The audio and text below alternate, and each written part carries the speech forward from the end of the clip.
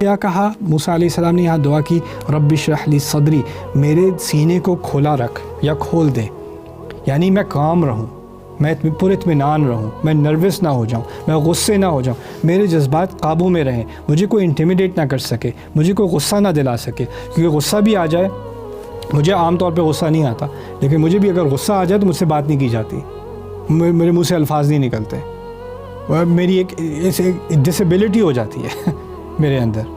اور لوگ ہوتے ہیں جنہیں غصہ آتا ہے تو وہ جو بات کر رہے ہوتے ہیں وہ بھول جاتے ہیں، الٹی سیدھی باتیں ان کے منہ سے نکلنی شروع ہو جاتی ہیں۔ جو اور جو ہوتے ہیں، جو نروس ہوتے ہیں، ان کے ساتھ ایک اسی طرح کا پیرالائزنگ قسم کا ایفیکٹ ہوتا ہے، بندہ پیرالائز ہو جاتا ہے۔ تو یہاں پر جو انہوں نے بات کی ہے وہ سب سے اہم ہے، جو مشن ہے ان کا وہ کمیونیکیشن ہے۔ اصل میں انہوں نے بات آگے بیان کرنی ہے، اس بیان کرنے کے لیے اگر ان کے اندر ایک کامنس نہیں ہوگی، ایک اطمینان نہیں ہوگا تو وہ اپنا مشن پورا نہیں کر سکتے۔ تو پہلی چیز جو انہوں نے مانگی وہ کانفیڈنس مانگا، سکون، سینے کا سکون مانگا، رب اشرح لی صدری۔ پھر اگلی آیت میں ہے ویسر لی امری، اور میرا مشن میرے لیے آسان کر دے۔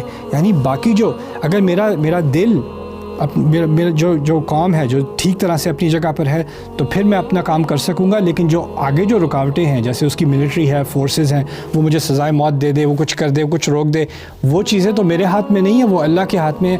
پھر اس کے بعد میرے رب میرا مشن میرے لیے آسان کر دے۔ مجھے پتہ ہے، میرے دل میں ایک اطمینان بھی آ جائے گا کہ اصل میں یہ کام میں اللہ کے لیے کر رہا ہوں نا، تو وہی اللہ جس نے یہ رکاوٹیں خلق کی ہیں وہی ہے جو ان رکاوٹوں کو ہٹا سکتا ہے۔ تو میں اسی سے مانگوں گا کہ وہ آسان کر دے، ورنہ مشکلات سے اب میں نے نہیں ڈرنا۔